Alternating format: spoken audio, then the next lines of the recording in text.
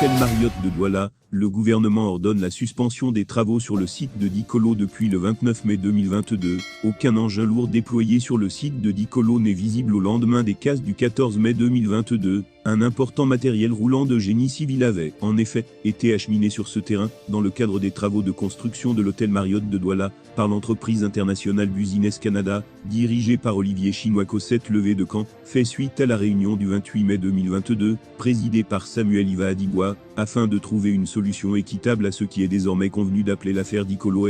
À réunion convoquée d'urgence face à la pression exercée par les déguerpis, la communauté Sawa et des hommes politiques a finalement contraint les plus hautes autorités du pays à concilier les parties. Les casses conséquentes sur ce site ciblé pour la construction de ce projet hôtelier ont créé un émoi certain au sein de la communauté belloise, au sein des populations de Douala, sans laisser indifférent le reste du monde, parfois les réseaux sociaux, et le gouvernement de la République.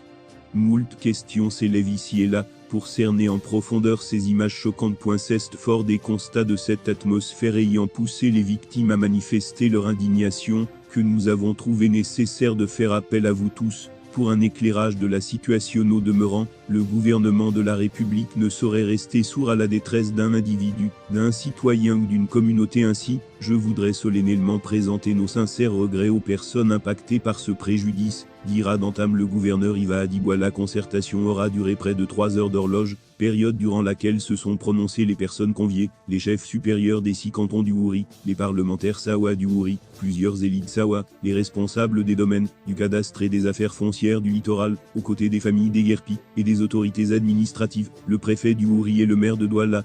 Notamment plusieurs propositions seront par conséquent faites séance tenante.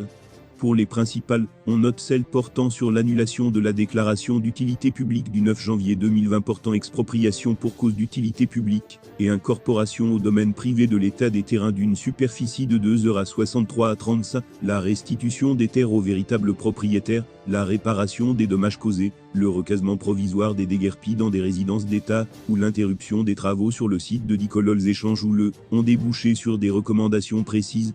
Il a été convenu de l'arrêt immédiat des travaux préliminaires de construction de l'hôtel Marriott sur le site de Dicolo, la reprise des études et des enquêtes aux fins de revalorisation au cas par cas de toutes les familles déguerpies, d'effectuer les corrections administratives concernant les préjudices matériels, moraux et financiers enregistrés par les occupants du site, et la mise en place d'une commission relative aux études et enquêtes sollicitées, présidée par le secrétaire général des services du gouverneur du littoral. La dite commission dispose d'un délai de 30 jours, à compter du lundi 30 mai 2022, pour livrer ses résultats contenus dans un rapport consolidé. Monsieur Ejan Njanga, chef de Bonasama, persiste et signe, le chef de l'État a donné les orientations au gouverneur du littoral, et c'est dans le cadre de cette concertation que des décisions importantes ont été prises. Le site de Dicolo ne peut pas appartenir à l'État du Cameroun, car il est né à partir d'un décret de 1957 signé par la France.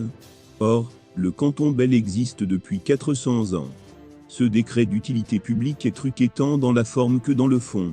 On ne peut prendre un décret d'utilité publique pour attribuer l'actif en question à un privé, et même plus que cela. L'article 2 du décret de 1997 stipule qu'il n'y a que l'État et les entités publiques qui peuvent solliciter de l'État une expropriation pour réaliser une cause d'intérêt général. À cet effet, l'État prévoit les modalités d'indemnisation de toutes les personnes concernées par cette expropriation.